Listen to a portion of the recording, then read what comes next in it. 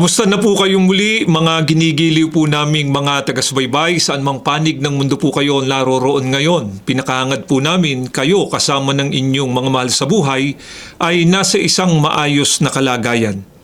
Ako po si kapatid na Jerry Lapira at ito po ang programang In Search of Truth. Sa unang bahagi po ng ating programa ay pakinggan at panoorin po muna natin ang aming isinagawang interview sa isa naming kapatid mula po dyan sa lokal ng Iglesia ni Cristo sa Malolos sa Distrito Eclesiastico ng Bulacan West. Ang tinutukoy po namin ay si kapatid na Crisanto de Leon. Pakinggan at panoorin po natin ang nabanggit na interview.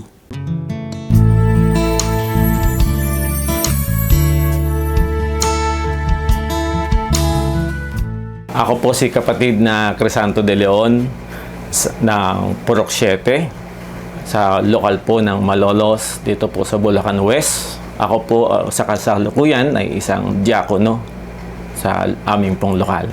Ako po ay natapos ng Bachelor of Science in Industrial Education bilang teacher sa Bataan Peninsula State University. At sa ngayon po, ako po ay nagtuturo sa Bulacan State University bilang professor. Ang tinuturo ko po ay drafting at drawing. Ang akin pong asawa ay si Sinagtala de Leon. Siya po ay isa ring professor sa Bulacan State University, si Sinagtala de Leon. Kami po ay may 3 anak. Ang isa po sa anak po namin ay si Rodolfo Romulo de Leon, isa na pong engineer. At yung aming pong pangalawa na si Juan Amor Felix de Leon ay isa na pong arkitekto. At yung pong aming bunso ay nag-aaral pa sa ikatlong year bilang industrial technology sa computer.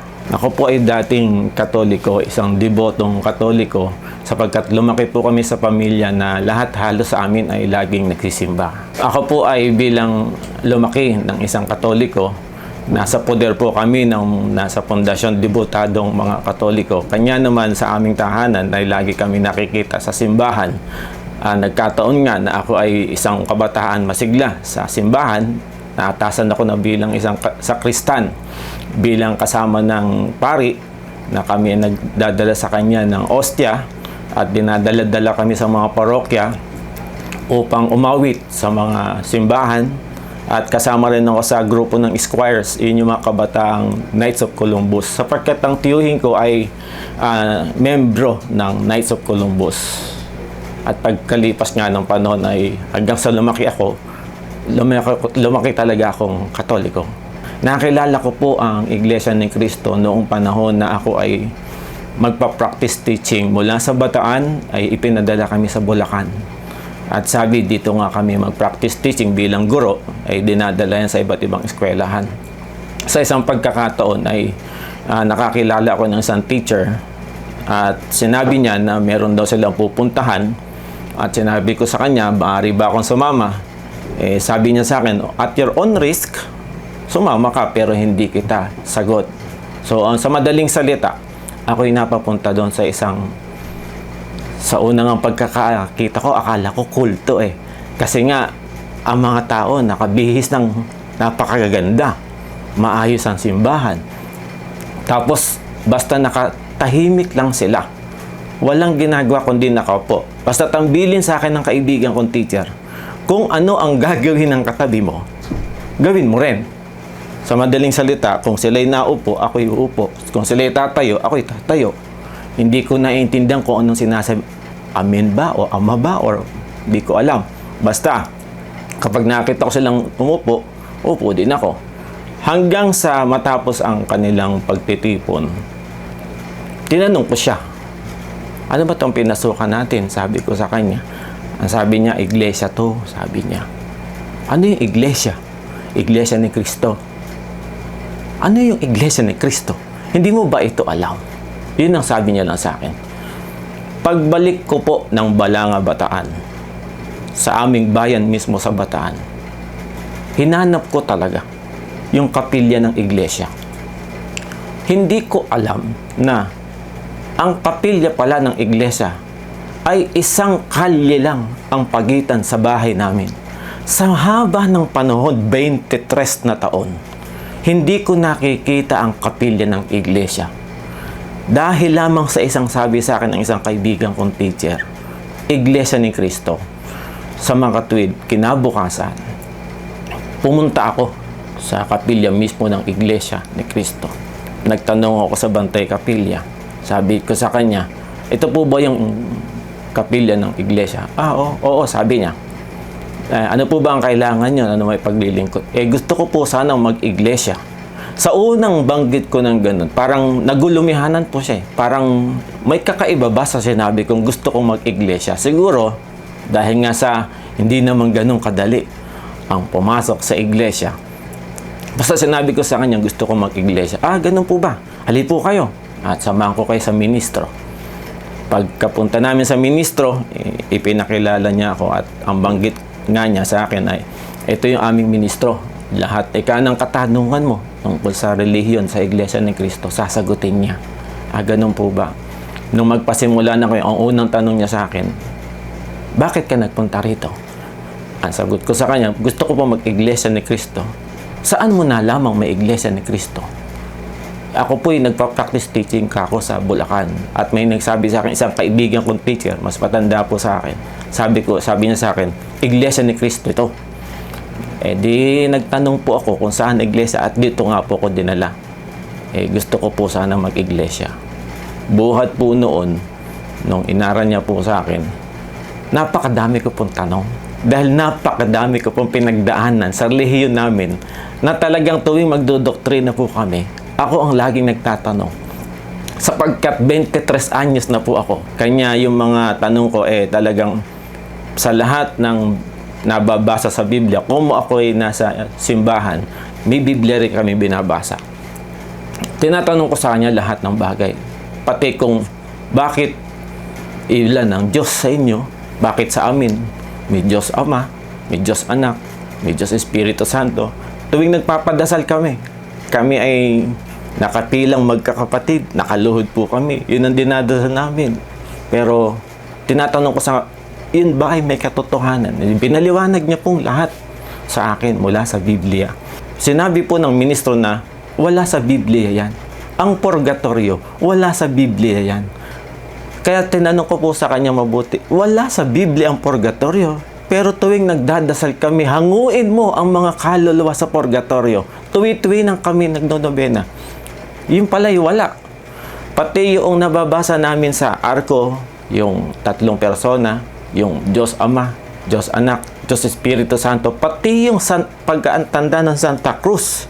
Tinanong ko po sa kanila, sinabi lang, wala sa Biblia yan. Ang meron sa Biblia ay yung mayroong tatak ng mabubulid sa dagat-dagatang apoy. Iyon yung mga may tatak. At iyon yung may tatak ng Santa Cruz. Kaya, sabi ko, bakit ginagawa pa rin ng nasa Katoliko itong mga bagay na ito? Hindi ba nila ito nababasa sa Biblia? May hindi man lang sinabi sa amin ng pari na mali ito. Na ang magtatanda ng Santa Cruz ay silang mabubulit sa dagat-dagatan. Bakit hindi sinasabi? Yun po yung mga katanungan nagpabukas sa aking isipan na may mali nga. Kaya nung dinodoktrinahan ako, napakadami kong tinatanong at nagpatibay ng aking pagkaunawa tungkol sa Iglesia ni Cristo. Tuwing ako ay magtatanong sa ministro, ang lagi niyang binabanggit sa amin, kung kayo po ay may katanungan, kami po ang babasa mula sa banal na kasulatan. Hindi po kami magbibigay ng aming samot-saring opinyon na magmumula po sa amin. Ang lagi niyang banggit sa amin, kung meron kayong tanong, dito po natin itatanong at ang Biblia mismo ang sasagot sa inyong mga tanong. Ako po ay nabautismuhan noong July 21, 1994 sa Bataan Peninsula State University sa Balangab City. Ako po ay binautismuhan sa isang resort sa Balanga City. 6 na araw bago yung ika-80 taon ng anibersaryo ng Iglesia. July 21, July 27 po anibersaryo ng Iglesia. Kaya tandang-tanda ko po yung 80th anniversary na bautismuhan po ako.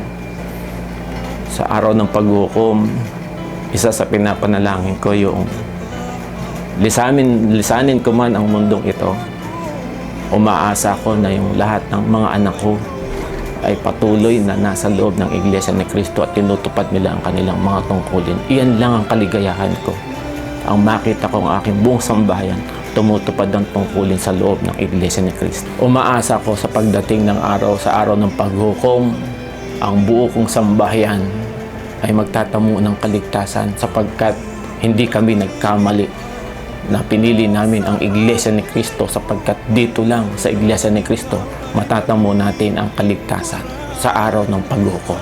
Ako po si kapatid na Crisanto C. De Leon, ikinararangal ko po na ako ay kaanib sa loob ng Iglesia ni Cristo. Ang napanood at napakinggan po natin ay ang aming isinagawang interview kay kapatid na Crisanto De Leon mula po dyan sa lokal ng Iglesia ni Cristo sa Malolos, sa Distrito Eclesiastico ng Bulacan West. At sa aming pong pagbabalik ay sasagawa na po natin ang pag-aaral ng mga salita ng ating Panginoong Diyos. Huwag po kayong bibitiw, magbabalik po ang programang ito. Magpapakilala lamang po ang aming himpilan. Nakikinig kayo sa Iglesia ni Cristo Radio, DZEM 954, ang tinig ng katotohanan.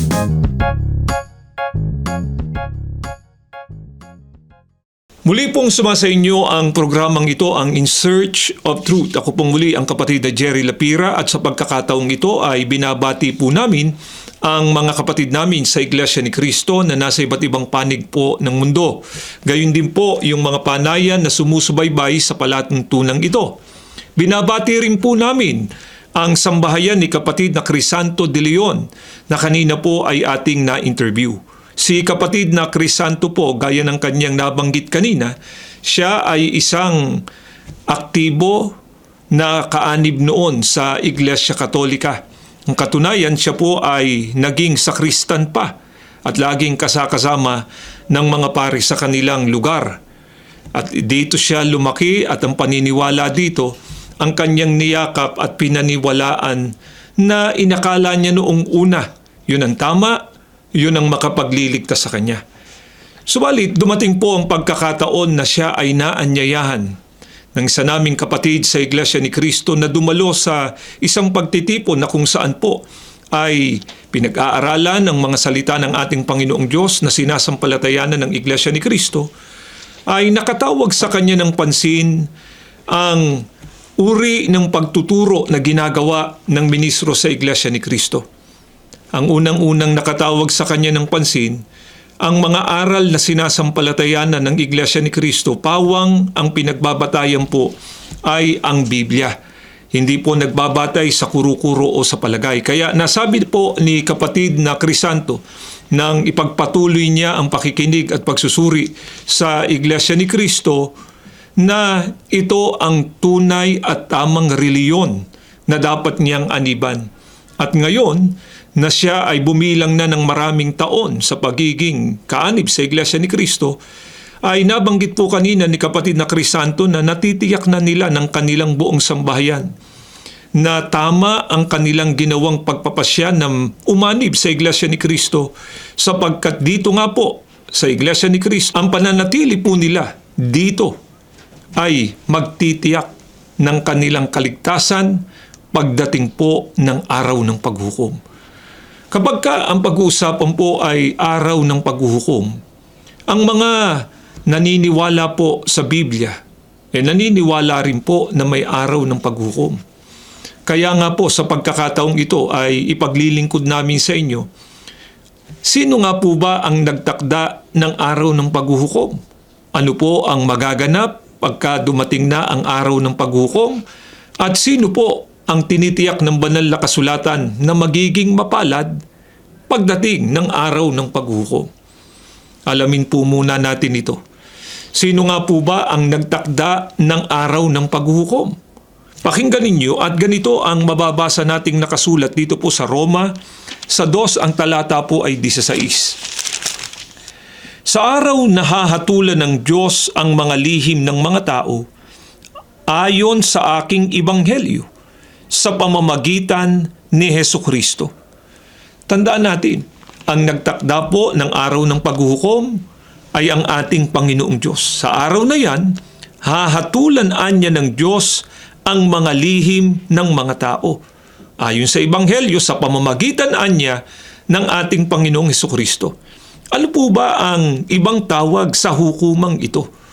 Pakinggan ninyo. Dito po sa 2 Korinto, sa 5 ang talata po ay 10. Ganito ang patuloy na pagtuturo sa atin ni Apostol Pablo. Sapagkat bawat isa ay haharap sa hukuman ni Kristo upang tumanggap ng kaukulang ganti sa kanyang ginawa, mabuti man o masama, nang siya'y nabubuhay pa sa daigdig na ito. Ano po ang ibang tawag sa hukumang ito? Tinatawag din po ito na hukuman ng ating Panginoong Hesukristo. Ang tanong po, sino ang haharap sa hukumang ito ng ating Panginoong Hesukristo? Ang sabi sa talata, sapagkat ang bawat isa ay haharap sa hukuman ng ating Panginoong Hesukristo. Ano po ang dahilan? Upang tumanggap anya ng kaukulang ganti sa kanyang ginawa nung siya anya ay nabubuhay pa, mabuti man ito o masama. Maaari pong sabihin ng iba, paano po hahatulan ang tao? Lalong-lalo na nga po kung nailihim naman niya yung kanyang mga gawa. May mga nagsasabi pa nga po na makasalanan na hindi raw sila nahuli o hindi raw sila nahatulan ng alinmang hukuman dito sa lupa sa mga kasama ang kanilang ginawa. Pakinggan ninyo kung paano po hahatulan ng tao pagdating ng araw ng paghuhukom. Dito po sa Ecclesiastes, sa 12 ang talata po ay 14. Ganito po ang pagtuturo sa atin. Sapagkat dadali ng Diyos ang bawat gawa sa kahatulan, pati ng bawat kubling bagay, maging ito'y mabuti o maging ito'y masama. Tiniyak na po ng banal na kasulatan na dadalhin anya ng ating Panginoong Diyos ang bawat gawa ng tao sa kahatulan, pati na po ang pinakakubling bagay na ginawa niya nung siya po ay nabubuhay pa. Tandaan natin, ang araw ng paghuhukom, dalawa lang po ang maaaring maging hantungan ng tao. Siya ay maging mapalad o siya po ay maging sawing palad. Tiyak naman po mga kaibigan at mga mahal po naming mga taga-subaybay, kapag ka po tayo ang tatanungin, alin po ang gusto natin? Yung tayo ay maging mapalad o yung tayo po ay maparusahan? Natural, ang pipiliin po natin ay gusto nating maging mapalad. Pero kailangan pa po ba nating hintayin ang pagdating ng araw ng paghuhukom para maisiguro natin kung sino yung mga taong magiging mapalad at magiging sawing palad? Hindi po. Sapagkat sa Biblia po ay ipinakilala na ang mga tao na datnan man ng araw ng paghuhukom, tiyak sila po ang magiging mapalad. Sino po sila? Ayon po sa pagtuturo ng banal na kasulatan. Pakinggan po ninyo, dito po sa unang Tesalonica, sa 5:4 hanggang 5, ay ganito po ang pagtuturo sa atin ni Apostol Pablo. Ngunit kayo, mga kapatid, ay wala sa kadiliman, upang sa araw na iyon ay masubukang kayong gaya ng magnanakaw, sapagkat kayong lahat ay pawang mga anak ng kaliwanagan at mga anak ng araw. Tayo'y hindi ng gabi ni ng kadiliman man. Meron pong tinutukoy dito si Apostol Pablo na mga tao anyang wala na sa kadiliman, kundi sila anya ay nasa liwanag na. Kaya nga, ang pagpapakilala sa kanila ng banal na kasulatan, kayo anyang lahat ay pawang mga anak ng kaliwanagan. Sa makatwid, bago po dumating ang araw ng paghuhukom, ang dapat munang tiyakin ng tao, kabilang siya sa mga taong ang pagpapakilala ay mga anak anya ng kaliwanagan. Bakit po napakahalaga na tayo ay mapabilang sa mga kinikilala ng Diyos na mga anak niya na nasa kaliwanagan? Sapagkat dumating man anya ang araw na yon, yun po ang araw ng paghukom, ay masubukan kayo gayaan niya ng magnanakaw. Ang katumbas lamang, hindi sila mabibigla, kundi sila po ay magiging mapalad sa araw ng paghuhukom. Sino nga po ba ang pinatutunayan ng banal na kasulatan na mga tao na nasa kaliwanagan na, naalis na mula doon sa kadiliman? Pakinggan po ninyo, dito po sa Kolosas, sa 1 ang talata po ay 13 hanggang 14, na siyang nagligtas sa atin sa kapangyarihan ng kadiliman at naglipat sa atin sa kaharian ng anak ng kanyang pag-ibig, na siyang kinaroroonan ng ating katubusan, na siyang kapatawaran ng ating mga kasalanan. Tandaan natin, ang mga tao po na iniligtas na o inalis na sa kapangyarihan ng kadiliman, kundi sila ay nasa liwanag na, sila anya yung mga inilipat sa kaharian ng anak ng kanyang pag-ibig. Paano natin makikilala ang mga tao na kabilang na sa kaharian ng anak ng kanyang pag-ibig? Ang sabi po sa talata, na siya anyang kinaroroonan ng ating katubusan.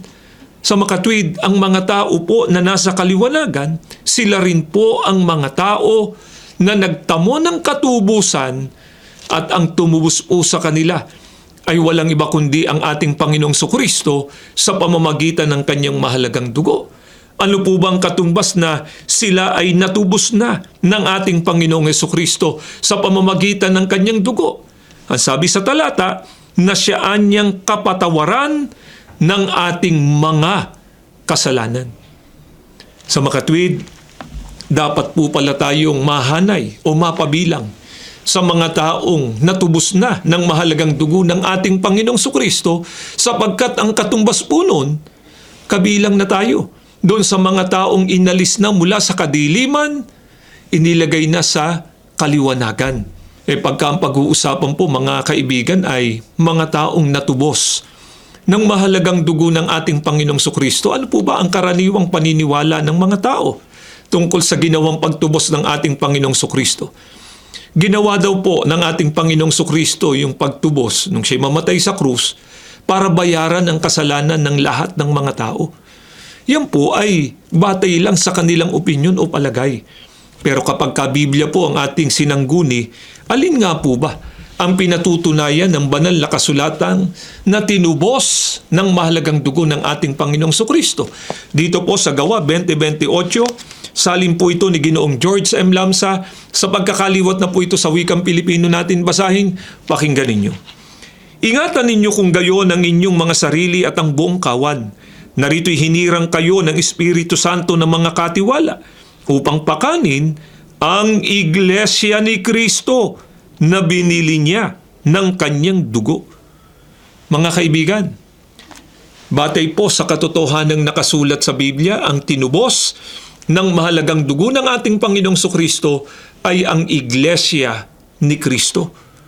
Kaya, ang mga tao po na ang pagpapakilala ng banal na kasulatan ay mga taong iniligtas na sa kapangyarihan ng kadiliman, inalis na sila doon, at inilipat na sa kaliwanagan, sa kaharian ng anak, walang iba kundi ang mga taong naging kaanib po sa tunay na Iglesia ni Kristo.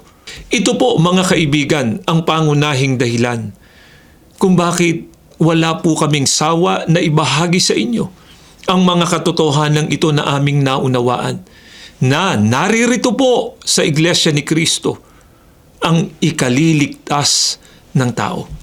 Kaya yung sinabi po kanina ni kapatid na Crisanto de Leon na natitiyak nila tama ang kanilang pasya na sila'y umanib sa Iglesia ni Kristo, at ngayong kaanib na sila sa Iglesia ni Kristo, mananatili sila dito hanggang sa wakas sapagkat tiyak na tiyak ang kanilang kaligtasan. Ang kanila pong pinagbatayan sa pagsasabi nun ay ang mga katotohanan na nakasulat po dito sa banal na kasulatan. Ito rin po ang dahilan mga kaibigan kung bakit namin ibinabahagi sa inyo ang mga katotohanan ito. Nawa po ang mga paglalahad naming ito ng mga salita ng ating Panginoong Diyos ay magbigay daan na din sa inyo para kayo man po ay makapagpasya na rin na umanib sa Iglesia ni Kristo. Muli po, nagpapasalamat kami ng napakarami sa panahon na iniukol ninyo sa pakikipag-aral po sa amin. At bago po tayo magtapos, ay inaanyayahan po namin kayo sa isang panalangin. Panginoon po naming Diyos, salamat po ng napakarami sa iyo. Ginamit mong muli na kasangkapan ng palatuntunan ito para maihayag at maituro sa mga tao ang iyo pong mga kalooban, mga katotohanan mo po na kailangang matanggap at sampalatayanan ng tao na siyang maghahatid sa amin, hindi lamang sa tunay na pagsamba at paglilingkod po sa iyo, kundi higit sa lahat sa pagtatamo ng pangako mo pong kaligtasan. Nawa pong mga katotohanan ito'y magbigay daan na para po ang aming mga tagapakinig na hindi pa kaanib sa Iglesia ni Cristo, sila man ay makapagpasya na rin na umanib sa Iglesia ni Cristo. Panginoong Hesukristo, lumalapit po kami sa iyo. Patuloy mo kaming ilapit at ipamagitan sa Ama at patuloy na basbasan at pagpalain ang kabuuan ng iyong bayan. Ama, sa muli naming paglapit sa iyo, hindi namin nakakalimutang ipanalangin ang kapatid na Eduardo Manalo. Patuloy mong ipagkaloob ang pinakamabuting kalusugan, ang karunong at kapangyarihang kanilang kailangan na gagamitin nila sa pangunguna sa kabuuan po ng iyong bayan. Ang lahat inihiling na po namin sa pangalan po ng aming tagapagligtas